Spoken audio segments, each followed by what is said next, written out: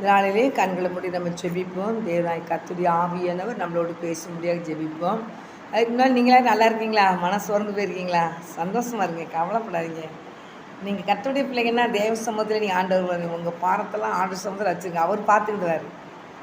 என்ன காரியம்னாலும் அவருக்கு மிஞ்சினது ஒன்றும் கிடையாது. அவருடைய பிள்ளைங்க நீங்களும் நானும் அவருடைய பிள்ளைங்க. அவர் நம்ம மேலே அவ்வளோ கவனமாக இருப்பார் ஆண்டவர். அதனால் நீங்கள் வந்துட்டு நீங்கள் ஜெபம் பண்ணுங்கள். ஜெபம் பண்ண மட்டும் இணைச்சக்கூடாது, விடக்கூடாது. செவிங்க கர்த்தர் எல்லாவற்றையும் இணைச்சுவார், பார்த்துக்கொள்வார். ஆமாம். அதனால் எதையும் குறித்து கலங்காதீங்க. நம்ம எல்லாத்துக்குமே இப்போ வந்து மனசுலேருந்து ஒரு கவலைகள் இருக்க தான் செய்யும். அதே கவலை சீக்கிரம் ஆண்டவர் மாற்றுவார். கவலைப்படாதீங்க, கர்த்தர் ஆசீர்வதிப்பார். ஆமென். இப்போ நம்ம எடுத்துக்கொள்ளப்பட்ட வசனம் சங்கீதம் 23ஆம் அதிகாரம் 1ஆம் வசனம். கர்த்தரின் மேய்ப்பராய் இருக்கிறார், நான் தாட்சி அடையேன் அப்படிங்கிற வசனம். கண்களை முடிச்சு ஜெபிப்போம். பரிசுத்த பிதாவே, இந்த வேலைக்காக நன்றி செலுத்துகிறேன் ஏசப்பா. பேசுவீங்க நல்ல பிதாவின் ஆவியானும் சொன்னீரப்பா. ஆவியானவர் பேசுவீராக நாங்கள் ஜெபிக்கிறோம்.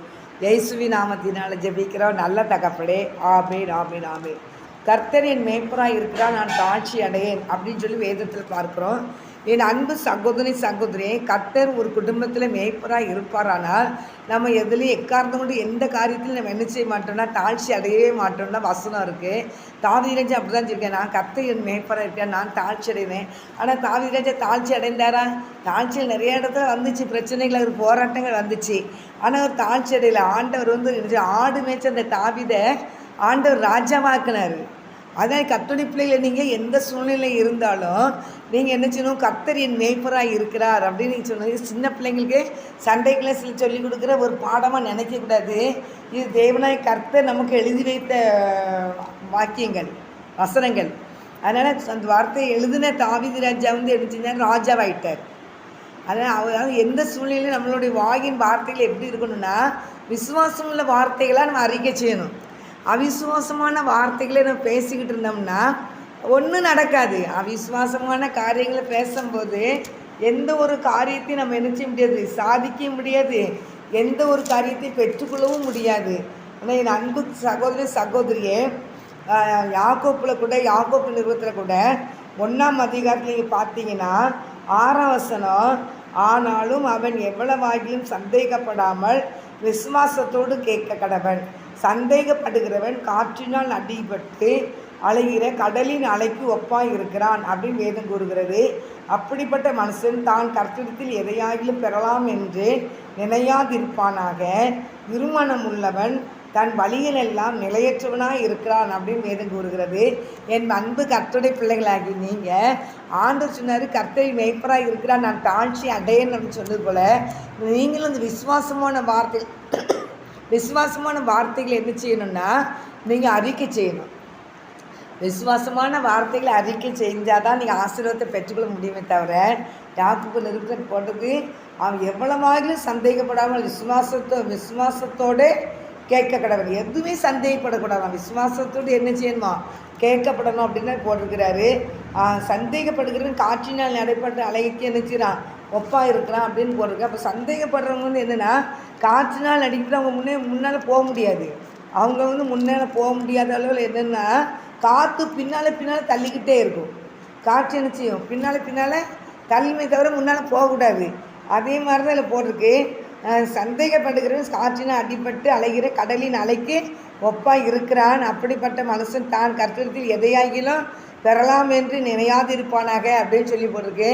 அதனால் சந்தேகப்படுறவங்க, இருமனம் உள்ளவங்கெல்லாம் ஆண்டவர்கிட்ட எந்த ஆசீர்வாதத்தையும் பெற்றுக்கொள்ள முடியாது, ரொம்ப கஷ்டம் அது. அதனால் தேவனுடைய பிள்ளைகளை நீங்கள் என்ன செய்யுங்க, கர்த்தர் மேய்ப்பராக இருக்கிறார், நான் தாழ்ச்சி அடையேன் அப்படின்னு சொல்லணும். நான் ஏசப்பா எனக்கு ஒரு காரியத்தை தருவேன்னா இந்த காரியத்தை எனக்கு நான் ஆண்டர்கிட்ட வாங்குவேன், ஆண்டர் எனக்கு தருவார் அப்படின்னு விசுவாசத்தோடு நீங்கள் இருந்தீங்கன்னா தான் அந்த ஆசீர்வாதத்தை பெற்றுக்கொள்ளவே முடியும். அந்த அவிசுவாசமாக இருக்கிறவங்களுக்கு அந்த வெளிப்படத்தில் கூட போட்டுக்கு ஒரு வசனம் போட்டிருக்கணும், அதை அடிக்கடி சொல்லுவேன். அந்த அவிசுவாசமாக இருக்கிறவங்களுக்கு வந்து அது வசனத்தில் என்ன போட்டிருக்கலாம், வெளிப்படுத்தல் 21ஆம் அதிகாரம் 8ஆம் வசனத்தில் போட்டிருக்கு, பயப்படுகிறவர்களும் அவிசுவாசிகளும் அப்படின்னு போட்டிருக்கு. எங்ககிட்ட 2ஆம் வாரம் வாங்கின வசனத்தையும் வாசித்துக்கோங்க. 21ஆம் அதிகாரம் 8ஆம் வசனத்தில் பயப்படுறவங்களும் அவிசுவாசிகளும் அருவருப்பானவர்களும் கொலைபாதகர்களும் விபச்சாரக்காரரும் சூனியக்காரரும் விக்கிரக ஆராதனைக்காரரும் பொய்யர் அனைவரும் இரண்டாம் மரணமாகி அக்னியும் கந்தகம் எரிகிற கடலிலே பங்கடைவார்கள் அப்படின்னு வசனம் போட்டிருக்கேன். அப்போ அவிஸ்வாசமாக இருக்கிறவங்க என்ன செய்வாங்க? அங்கே தான் போவாங்க. அதான் தேவ பிள்ளைகளை நீங்கள் கர்த்தரின் மெய்ப்பர்கள் நான் தாழ்ச்சி அடையேன் அப்படின்னு ஆண்டவர் சமூகத்தில் நெருங்கி போக போக தான் ஆண்டவர் உங்களை நினைச்சுவார். தாவீதை ராஜாவாக கர்த்தர் உயர்த்தினது போல் உங்களையும் ஆண்டவர் நினைச்சுவார் உயர்த்த முடியும். எந்த ஒரு காரியத்திலையும் நீங்கள் ஆண்டவர்கிட்ட இதை பெற்றுக்கொள்ளவே நீங்கள் நினச்சா தான் பெற்றுக்கொள்ள முடியுமே தவிர நீங்கள் இருமனமாக அவர் தருவாரா தரமாட்டாரா, நமக்கு தரமாட்டாரா, அவங்களுக்கு கொடுப்பாரு இவங்களுக்கு கொடுப்பாரு அப்படின்னு நினச்சிங்கன்னா நம்ம ஒன்றே நினச்சி முடியாது, ஆண்டவர் சமூகத்தில் பெற்றுக்கொள்ள முடியாது. அதனால் தெய்வ பிள்ளைகளை நீங்கள் யாராக இருந்தாலும் சரி தான் ஆண்டவர்கிட்ட நினச்சி விசுவாசத்தோடு ஆண்டவர்கிட்ட கேட்கும் போது ஆண்டவர் அந்த காரியத்தை தருவார். நான் அடிக்கடி சொல்கிற வசனம் இதான். எப்படிங்க எல்லா வசனமும் அடிக்கடி சொல்லுவேன். எபிரேயர் 11ஆம் அதிகாரம் அந்த 6ஆம் வசனம், விசுவாசம் இல்லாமல் தேவனுக்கு பிரியமாயிருப்பது கூடாத காரியம். ஏனென்றால் தேவனுக்கு சேருகிறவன் அவர் உண்டென்றும் அவர் தம்மை தேடுவர்களுக்கு பலன் அளிக்கிறவர் என்று விசுவாசிக்க வேண்டும். விசுவாசிக்கணும். விசுவாசித்தா தான் என்ன செய்ய முடியும்? ஆசீர்வாதத்தை பெற்றுக்கொள்ள முடியும். கர்த்தருடைய கிறிஸ்தவ வாழ்க்கையே விசுவாச வாழ்க்கை தான். அப்போ ஆண்டவர்கிட்ட எந்த ஒரு காரியத்திலையும் அவர் பலன் அளிக்கிறார் அப்படிங்கிற ஒரு விசுவாசத்தோடு அவர்கிட்ட நிச்சயம் பெற்றுக்கொள்ளணுமே தவிர யாரையும் அவர் புறம்பே தள்ளவே மாட்டாராம். ஒருவருமே புறம்பே தள்ள மாட்டாராம். எல்லாத்தையும் தேவனாய் கர்த்தர் விசாரித்து ஆசீர்வதிக்கிற தேவன் தான். ஆனால் தேவ பிள்ளைகளை நீங்கள் எக்காரணத்தை கொண்டு நான் இல்லை நான் ஆண்டவர் எனக்கு தரமாட்டார் வைக்க மாட்டார்னு ஆண்டவரை பற்றி நீங்கள் என்ன செய்யுங்க? தவறான காரியத்தை சிந்திக்காதீங்க. அது மாத்திரம் இல்லை, அவிசுவாசமாக இருக்காங்க. விசுவாசத்தோடு நம்ம கேட்டோம்னா அவர் பலன் அளிக்கிறவர் என்று நம்ம என்ன விசுவாசிக்கணும்னு ஆண்டவர் சொல்லியிருக்கிறார். இன்னொரு வசனம் கூட பைபிளில் போட்டிருக்கு. இந்த மார்க் 11ஆம் அதிகாரம் 23ஆம் வசனத்தில் போட்டிருக்கு. எவனாகிலும் இந்த மலையை பார்த்து நீ பெயர்ந்து சமுத்திரத்தை தள்ளுண்டு போ என்று தான் சொன்னபடியே நடக்கும் என்றும் தன் இருதயத்தில் என்ன செய்யணுமா? சந்தேகப்படாமல் விசுவாசித்தால் அவன் சொன்னபடியே ஆகும் என்று மெய்யாகவே உங்களுக்கு நான் சொல்லுகிறேன். அவன் இந்த மலையை பார்த்து பெய்து போன்னு சொல்லி சமுத்திரத்தை தள்ளுண்டு போ என்று சொல்லி தான் சொன்னபடி நடக்கும் என்று தன் இருதயத்தில் சந்தேகப்படாமல் விசுவாசிக்கணும். எந்த ஒரு காரியத்தை குறித்து சந்தேகப்படாமல் விசுவாசிக்கும் போது அவன் சொன்னபடியே ஆகும்னு சொல்லி மெய்யாகவே உங்களுக்கு சொல்கிறேன்னு வசனம் போட்டிருக்கு. மார்க் 11ஆம் அதிகாரம் 23ஆம் வசனம். ஆதலால் நீங்கள் ஜெபம் பண்ணும்போது எவைகளை கேட்டுக்கொள்வீர்களோ அவைகளை பெற்றுக்கொள்வோம் என்று விசுவாசிங்கள். ஜெபம் பண்ணும்போது எவைகளை பெற்றுக்கொள்வோம்னு வேணுமோ நமக்கு பெற்றுக்கொள்வோம் என்று விசுவாசத்தோடு ஜெபிக்கணுமா. அதுதான் ஆண்டர் அப்படிப்பட்ட விசுவாசத்தை தான் ஆண்டர் நினைச்சு தேடுறாரு. விசுவாசம் உள்ள பிள்ளைகள் கர்த்தருடைய பிள்ளைகள் ஒரு வசனம் ஒருத்தங்க கிறிஸ்தவங்களுக்கு பேரே விசுவாசிகள் தான் சொல்லுவாங்க. இவங்க விசுவாசிகள். அப்போ விசுவாசிக்கிறவங்க தான் பதறான்னு சொல்லி வேதத்தில் போட்டிருக்கு. விசுவாசிக்கிறவங்க எல்லாம் விசுவாசத்தினால் நீதிமான் பிழைப்பான் என்று சொல்லியிருக்கிறாரு. அப்போ நீங்கள் விசுவாசம்ல சந்ததியாக நீங்கள் ஆண்டுட்டு விசுவாசத்தோடு எந்த ஒரு காரியத்தையும் கேட்டாலும் ஆண்டு இந்த காரியத்தை தர அவர் வல்லமை உள்ள தேவனாக இருக்கிறார். அவிசுவாசத்தோடு நம்ம என்ன செய்யக்கூடாது? அந்த பக்கம் ஒரு கால் இந்த பக்கம் ஒரு கால் வைக்காதபடி தேவ பிள்ளைகளை நீங்கள் விசுவாசத்தோடு தேவ சமுதிரம் நிற்கும்போது அந்த குறைகள் எல்லாம் ஆண்டவர் நிறைவாக்குற தேவனாக இருக்கிறார். அதனால் பெற்றுக்கொள்வோம் என்று விசுவாசிங்கள், அப்பொழுது அவைகள் உங்களுக்கு உண்டாகும் என்று சொல்லுகிறேன். நீங்கள் நின்று ஜெபம் பண்ணும்போது ஒருவன் பேரில் அவன் குற்றம் தான் யாரும் குற்றத்தையும் எரிஞ்சிடும் பரலோக தேவன் உங்களுக்கு மன்னித்தது போல் நீங்கள் மன்னிக்கணும்னு போட்டிருக்குது. ஆனால் விசுவாசத்தோடு கர்த்தருடைய பிள்ளைகள் என்ன செய்யணும்? ஆண்டவர் சமூகத்தில் நம்ம கேட்கும் போது அந்த விசுவாசத்தை ஆண்டவர் நினைச்சு கனப்படுத்துகிற தேவனாக இருக்கிறார். ஆனால் தேவனுடைய பிள்ளைகளாகிய மழையை பெயர்ந்து போவோம் அப்படின்னு சொன்னால் போவோம். நம்ம ஜோமனியாக போவோம். நம்மளாம் சொன்னால் போகாதப்பா, அது அந்த ஊழியக்காரங்க சொன்னால் போவோம், இந்த ஊழியக்காரங்க சொன்னால் போகுதுன்னு சொல்லி போவோம். நம்மளுக்கெல்லாம் அப்படிப்பட்ட விசுவாசம்லாம் கிடையாது அப்படின்னு சொல்லி நம்மளே நம்ம நினச்சிரோன்னா மட்டும் தட்டிடுறோம். பெரிய பெரிய ஊழியக்காரங்களை பார்த்து அவங்கள பார்த்து அவங்க சொன்னால் செய்வாங்க போவோம். ஆண்டவர் அவங்க சொன்னால் உடனே கேட்பாரு, நம்மளாம் சொன்னால் எங்கே கேட்பாரு அப்படின்னு சொல்லிட்டு நம்மளையே நம்ம மட்டுப்படுத்தி அந்த விசுவாசத்தை நம்மளே முடக்கி போட்டுருந்தோம். ஆனால் அப்படி என்ன செய்யக்கூடாது, இருக்கக்கூடாது. எந்த ஒரு காரியமானாலும் நம்ம விசுவாசிக்கும் போது அந்த காரியம் நமக்கு என்ன செய்யும்? ஆண்டவர் தருவார் கண்டிப்பாக. உங்கள் விசுவாசம்தான் உலகத்தை ஜெயிக்கிறேன் ஜெயம் என்று வேதத்தில் கூறுகிறது. அப்போ அந்த பிசாசை தோக்கடிச்சு ஓடுனா நம்மகிட்ட இருக்க விசுவாசத்தோடு ஒரு திறப்பில் போய் நின்னாதான், அந்த விசுவாசத்தை போய் நம்ம நின்னாதான் அந்த காரியம் என்ன செய்யும்? நம்ம ஜெயத்தை எடுக்க முடியும். விசுவாசம் இல்லாமல் போய் நின்னா பிசாசு இருந்துச்சு அவனுக்கு தெரியும் இது ஒரு பைந்தாங்கொல்லி, இதுக்கு விசுவாசிக்கும் தெரியாது, ஆண்டவர்கிட்ட நன்மை எப்படி பெற்றுக்கணும்னு தெரியாதுன்னு சொல்லி விசுவாசம் உங்களை குறித்து சாட்சி சொல்லுவான். அதான் தேவனுடைய பிள்ளைகளை நீங்கள் இவருங்க ஒரு பயங்கரமான கோழியாத்து சரியான வளர்த்தி. ஆனால் வாலிப பையன்தான் தாவீது. ஆனால் அவர் போய் நின்று என்ன சொன்னார்? நேர போனார். இப்படி தெய்வ பிள்ளைகள் ராணுவ வீரர்களெல்லாம் இப்படி பயங்காட்டிட்டு டெய்லி 40 நாள் அளவும் காலையிலையும் சாயங்காலம் எங்களை இப்படிலாம் வந்து ரொம்ப தொந்தரவு பண்ணுறான்னு பேசியிருப்பாங்க.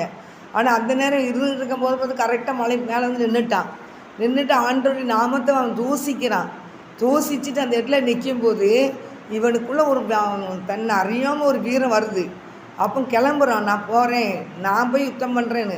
அப்போ அந்த இராணுவத்துக்குள்ளே போடுற எல்லா உடைகளையும் இவனுக்கு நினச்சிட்டாங்க. அந்த வெண்கல சேனா எல்லாத்தையும் மேலே மாட்டுறாங்க. அதை மாட்டிட்டு அவளால் ஒரு எட்டு கூட நடக்க முடியலை. இது வேண்டாம் அப்படின்னு சொல்லி உடனே கலக்க சொல்லிவிட்டு அவனே போய் என்ன செய்வான்? நான் இப்போ போகிறேன் அப்படின்ட்டு விசுவாசத்தோடு அவன் கால்நடையை எடுத்து வச்சான். எடுத்து நிற்கும் போது ஆண்டவர் சொல்கிறான், ஆண்டவரே நீர் இனி ஒரு சிங்கத்தின் வாயிலேருந்து நீ சிங்கத்தின் பிடியிலேருந்து நீ காப்பாற்றினீர், ஒரு கரடியின் கையிலேருந்து நீ காப்பாற்றினீர் வாயிலேருந்து. ஆனால் இந்த கோழியாத்தையும் அதே மாதிரி தான் நான் பார்க்குறேன் அப்படின்னு சொல்லிட்டு நேர போய் ஆண்டோடைய நாமத்தை சொல்லி அந்த கூழங்கள் எடுத்து அந்த ரப்பரில் மாட்டி அடித்து விட்றான். ஆனால் நேரம் அந்த நெத்தியில் போய் அடித்து மூஞ்சுக்கு புற விழுறான். கீழே அந்தால விழுந்துட்டான். அவன் மூஞ்சுக்கு புற அப்படி அடித்து அப்படி அந்த ஸ்பாட்லேயும் இறந்துட்டான். அவன் பாருங்கள், இப்படிப்பட்ட மனிதன் வந்து என்ன செஞ்சிருந்தான்? அங்கே இராணுவ வீரர் சவுல் ராஜாவையும் அங்கே இருக்கிற இராணுவத்தில் இருக்கிற எல்லாத்தையும் அவன் பயங்காட்டிட்டு கிடந்தான். ஆனால் ஒரு ஆடு மேய்க்கிறவன் போய் அந்த இடத்துல போய் நின்று ஆண்டுடைய நாமத்தை உச்சரித்து நான் இந்த வாரம் பாரு நான் வீழ்த்துறேன் ஒன்னிட்டு வந்து ஒரே கல்லில் அடித்து தள்ளி வீசிட்டு போயிட்டான். தேவ பிள்ளைகளை நீங்கள் அப்படிப்பட்ட பிள்ளைகளை அப்படி எதிர்பார்க்காது. ஒவ்வொரு பிள்ளைகளுக்கும் ஆண்டவர் விசுவாசத்தை கொடுத்துருக்கிறார். அவர் விசுவாசிக்கும் போது அவரை விசுவாசித்தாதான் என்ன சொன்னைக்கு வந்து மரியாள் வந்து இந்த உலகத்துக்கு இருந்தாங்க. அவங்க வந்து இயேசு கிறிஸ்து இந்த உலகத்துக்கு மீட்பர் வரணும். ஆனால் அவங்ககிட்ட பேசுகிறாங்க. அது அப்படியே அவன் விசுவாசித்தவளையே பாக்கியவதின்னு சொல்லி பேர் பெற்றான். அந்த மரியாதை அவங்க சொல்கிறத அப்படி விசுவாசித்தாங்க. சரி, இந்த மீட்பர் மேசி அந்த உலகத்துக்கு வரணும் அப்படின்னு சொல்லி ஒரு கண்ணீர் வயிற்றில் அவங்க பிறக்கணும்னு சொல்லி தெய்வதூதன் சொல்லும்போது நான் அப்படியே ஆண்டவருக்கு அடிமைன்னு சொல்லி தன்னை ஒப்பு கொடுத்தாங்க. விசுவாசித்தாங்க. ஆண்டவர் மேலே ஒரு பெரிய விசுவாசம். அந்த விசுவாசத்தை வந்து ஆண்டவர் நினச்சிடனா எதிர்பார்க்காரு. கர்த்தருடைய பிள்ளைகளே விசுவாசிக்கணும். விசுவாசம் இல்லாமல் யாரும் கர்த்தருக்கு பிரியமாக இருக்கவே முடியாது. அதான் விசுவாசிக்கணும். அவிசுவாசம் உள்ள பிள்ளைகள் வந்து பிசாசுக்குரிய பிள்ளைன்னு தான் பைபிளில் போட்டிருக்குது. விசுவாசத்தோடு அவர் நாமத்தை ஏற்றுக்கொள்ளும் போது அந்த விசுவாசமானது நம்மளை என்ன செய்யும்? உலகத்தை ஜெயிக்க வைக்கும். எந்த காரியத்திலையும் எந்த நேரத்துலையும் யாராக இருந்தாலும் ஏசப்பா நீங்கள் விசுவாசித்து ஒரு காரியத்தை செயல்படுத்தும் போது அந்த காரியங்கள் ஆசீர்வதிக்கப்படும். ஆடு மேய்க்கிற ஒரு மகன் அவர் வந்து அவர் கர்த்தரின் மேய்ப்பராக இருக்கிறார். நான் தாழ்ச்சி அடையேன் அப்படிங்கிறாரு. நான் யாருக்கும் தாழ்ச்சி அடைய மாட்டேங்கிறாரு. அவர் என்ன சொல்கிறாரு? புல்லுள்ள இடங்களில் என்னை மேய்த்து அமர்ந்த தண்ணீர் அண்டை என்னை கொண்டு போய் என்ன செய்கிறேன் விடுகிறீர் அப்படின்னு சொல்லி ஆண்டவர் மேலே அவ்வளோ ஒரு விசுவாசமான காரியத்தை தான் அவர் சொல்கிறார். எப்பவும் அவர் சொல்கிறார், நிறைய பாதி கடந்து வந்தவர். அவர் என்னை புல்லுள்ள இடங்களில் மேய்த்து அமர்ந்த தண்ணீர் அண்டையில் என்னை கொண்டு போய் விடுகிறேன். அவர் என் ஆத்துமாவை தேற்றி தம்முடைய நாமத்தின் நிமித்தம் என்னை நீதியின் பாதையிலே நடத்துகிறேன் அப்படின்னு அவர் செய்கிற காரியம் ஒவ்வொன்றையே சொல்கிறாரு. என்னை நீதி. அப்போ வந்து அவர் வந்து தாவீது வந்து ஜெபிக்கிற ஒரு மனிதன், தேவனை துதிக்கிற ஒரு மனிதன், ஜெபிக்கிற மனிதன், தேவனை துதிக்கிற மனிதன், தேவனை ஆராதனை பண்ணுகிற ஒரு ஆராதனை வீரன் தான் தாவீது. எப்பவும் கர்த்தரை துதிப்பார், எப்பவும் கர்த்தரை ஆராதனை பண்ணுவார். அவர் பாடல் நிறைய இருக்குல்ல. அது அந்த பெருமாள் கூட ஒரு பாட்டு படிப்பார். நடனமாடி ஸ்தோத்தரிப்பேன் அப்பா நாதா நான் உண்மை துதிப்பேன் அப்படிங்கிறது தாவீதை வச்சு இந்த பாட்டு படிச்சிருப்பார் பெருமாள் ஐயா. ஆனால் தேவ பிள்ளைகளே நீங்கள் சொல்லுங்க, அவர் நிறைய பாதைகளை கடந்து வந்ததுனால கர்த்தருடைய பிள்ளைகள் கூட இந்த 23ஆம் வசனத்தை நீங்கள் வாசித்தீங்கன்னா இந்த 23ஆம் வசனம் பார்த்தீங்கன்னா ஒவ்வொரு கிறிஸ்தவங்களும் ஆண்டவரை ஏற்றுக்கொண்டு பரலோக ராஜ்யத்துக்கு போகிற வரைக்கும் உள்ள அந்த வசனம் தான் அந்த 6 வசனமும் முதல்ல கர்த்தரை ஏற்றுக்கொள்கிறாங்க. அதுக்கப்புறம் அவர் ஆண்டவர் வந்து அமர்ந்த இடத்துல என்னை கொண்டு போய் வைப்பார்.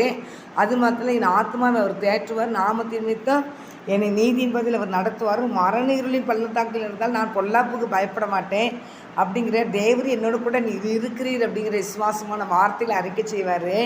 ஆனால் எதுக்கு நான் பயப்பட மாட்டேன் அப்படின்பார்.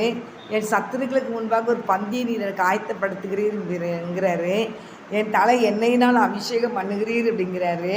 அதில் என் பாத்திரம் நிரம்பி வழிகிறது அப்படிங்கிறார். சந்தோஷம், ரட்சிப்பின் சந்தோஷத்தை பெற்றுக்கொண்ட தாவீது எப்போதும் ஆண்டவருடைய நாமத்தை நினைச்சிறாரு, மகிமைப்படுத்திக்கிட்டே இருக்கிறாரு. என் ஜீவனுள்ள நாளெல்லாம் நன்மையும் கிருபையும் என்னை தொடரும் அப்படிங்கிறாரு. யார் தாவீது ராஜா ரொம்ப குறைபட்டிருந்தாரா? குறைபடவே இல்லை. நிறையா பிரச்சனைகளை சந்தித்தார், நிறைய போராட்டங்களையும் சந்தித்தார்.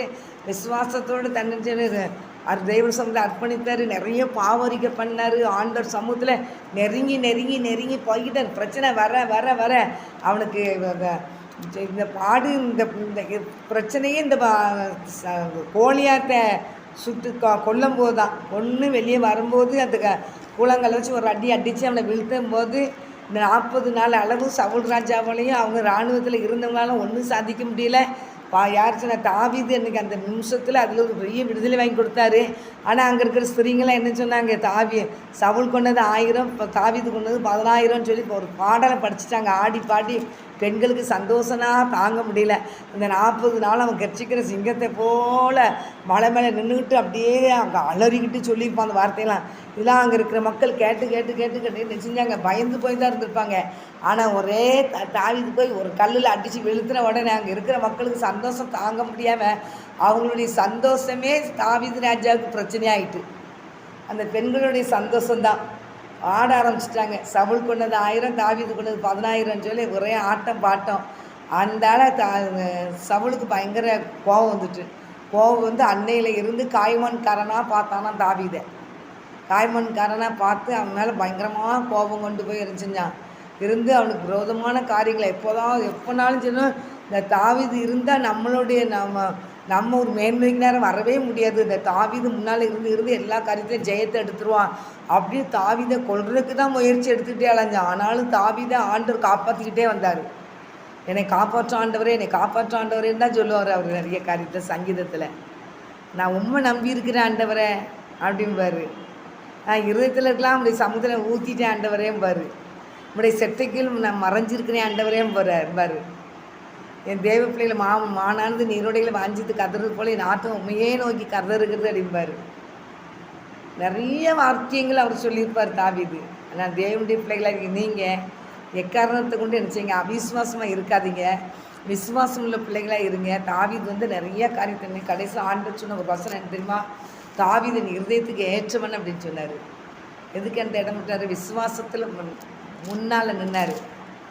அது மாத்திரம் இல்லை, எந்த காரியத்திலையும் முடியாதுன்னு அவர் சொல்ல மாட்டார். எந்த காரியம்னாலும் அவர் முன்னால் ஜெயத்தை தான் எடுத்தார். அதுக்கப்புறம் 3வது என்னன்னு கேட்டிங்கன்னா, எத்தனையோ பிரச்சனைகள் போராட்டம் வந்தாலும் ஆண்டவரை பற்றி மறுதளிக்கவே இல்லை. பாவரிக்கை பண்ணி பண்ணி ஓடிக்கிட்டே இருந்தார். அவர் மேலே உள்ள பெரிய அன்பு அவரை ரொம்ப ருசிச்சார் தாவீது. அப்படிப்பட்ட அந்த தேவ அன்புனாலும் நீங்கள் நிரப்பப்படணும். தேவ அன்புனால் நீங்கள் நிரப்பப்பட்டு தேவ பிள்ளைகளை நீங்கள் விசுவாசமுள்ள வார்த்தைகளை தேவனுக்கு முன்பாக அறிக்கை செய்யுங்க. எல்லா இடத்துலையும் ஆண்டவர் நிறைஞ்சிருக்கிறாரு. அந்த ஆசீர்வாதத்தை அவர் எதிர்பார்க்குற ஆண்டவர். அந்த தேவ பிள்ளைகளை நீங்கள் அவிசுவாசமாக இருக்காதீங்க. நான் சொல்கிறது ஒன்று, அவிசுவாசமாக இருக்காதீங்க. எதையும் குறித்து பயப்படாதீங்க. 2 பிசாசுக்குரியது, கட்டுரை பிள்ளைகளுக்கு அது. அப்புறம் ஆண்டவரை அறியாத பிள்ளைகளுக்கு அங்கே இருக்குது. விக்கிரகாராதனைக்காரங்க போல பொருளாசக்காரங்க, அப்புறம் இன்னும் நிறைய இருக்கிறதுல விபச்சாரக்காரங்க, இவங்க எல்லாமே அக்கினி கடலுக்குள்ளே போகிறவங்க தான். 2ஆம் மரணமே அக்கினி கடல். ஆனால் அந்த பயப்படுறவங்களும் அவிசுவாசங்களும் கட்டுரை பிள்ளைகளுக்கு இந்த பயம் இருக்கக்கூடாது, அவிசுவாசம் இருக்கக்கூடாது. கர்த்தர் என்னை அழைத்திருக்கிறார். நான் என் தேவனாய் கர்த்தர் என்னை ஆசீர்வதிப்பார், என்னை உயர்த்துவார், என்னை மேன்மைப்படுத்துவார், என்னை கனப்படுத்துவார்.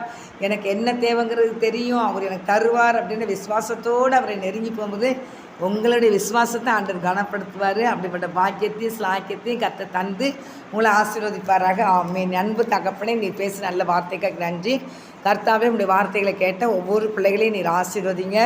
இன்னும் கர்த்தாவே, உங்கள் ஸ்தோத்திர செலுத்த எங்களை தாழ்த்துகிறோம். எக்கார்ந்து கொண்டும் பிள்ளைகளுக்கு வாயில் அவிசுவாசமான வார்த்தைகள் வராதபடி, தேவையில்லாத பயம் வராதபடி காத்துக்கொள்ளுங்க. தெய்வ கரத்தில் வைக்கிறேன். எதுக்குமே பயப்படக்கூடாதப்பா ஆண்டவர். எதுக்குமே உடைய பிள்ளைகள் யாராக இருந்தாலும் பயப்படக்கூடாதப்பா. தைரியமாக நின்று தகப்பனே ஸ்தோத்திரம் கர்த்தாவே, ஜெயத்தை எடுக்கணும். ஐயா, விசுவாசத்தோடு கர்த்தருடைய சமூகத்தில் நின்று ஐயா உடைய பிள்ளைகள் எப்படி எழும்பணும், எப்படி நிற்கணும், எப்படி ஆண்டவரை கர்த்தருக்குள் வளரணும் என்கிற விசுவாசத்தோடு காணப்படட்டும். அப்படிப்பட்ட கிருபையும் பாக்கியத்தை பிள்ளைகள் தந்து ஆசீர்வதிங்க. இயேசுவே நாம் ஜெபிக்கிற நல்ல பிதாவே. ஆமென். ஆத்துமாவே கர்த்தரை ஸ்தோத்திரி, முழுவதும் நாமத்தை ஸ்தோத்திரி. ஆத்துமாவே கர்த்தரை ஸ்தோத்திரி. கர்த்தர் செய்த சகல உபகாரங்களையும் மறவாதே. ஆமேன், ஆமேன், ஆமேன். கர்த்தர்களை ஆசீர்வதிப்பாராக. ஆமேன்.